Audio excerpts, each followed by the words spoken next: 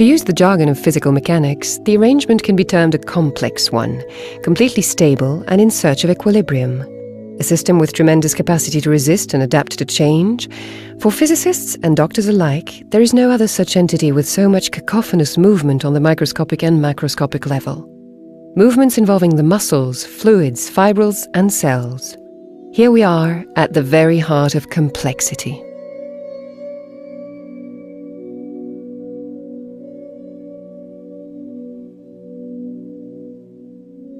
A Capernaum of collagen bathed in glycolicin with reservoirs of fatty microglobules storing energy, information, and matter.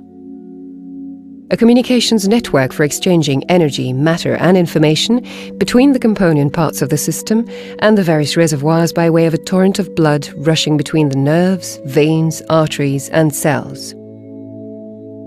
Some mechanisms are still poorly understood, such as the fluctuations in pressure, visible in these images of the movement of drops within a filament that is clearly hollow.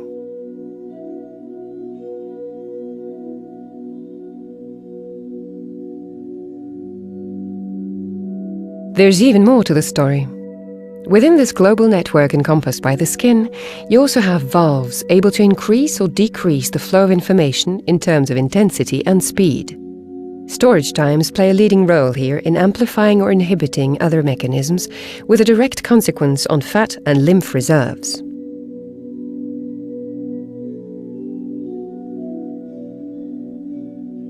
This multi-microvascular system, which at first sight seemed chaotic and complex, is therefore a set of elements with a large number of non-linear interconnections and arranged with a universal aim in mind: to promote life, to subdivide, to multiply according to preordained criteria such as the level of oxygen, the temperature of the body, and the composition of the plasma.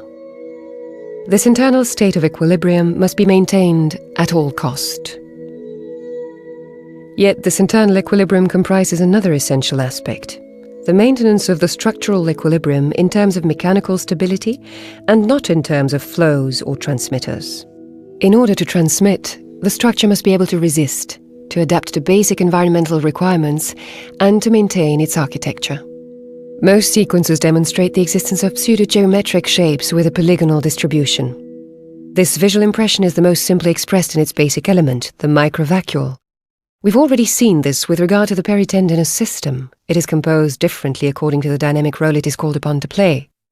The greater the longitudinal travel, the finer and more repetitive the form of vacuolar organization. However, the basic composition of a polyhedric fibrillate network filled with jelly remains the same. The bottom line is that the network must ensure its own total movement without disturbing anything else around it. The dynamic has to be absolute and the shock absorption immaculate. These two apparently conflicting roles must also be accompanied by the spring-back memory function, while saving on energy and heat expenditure.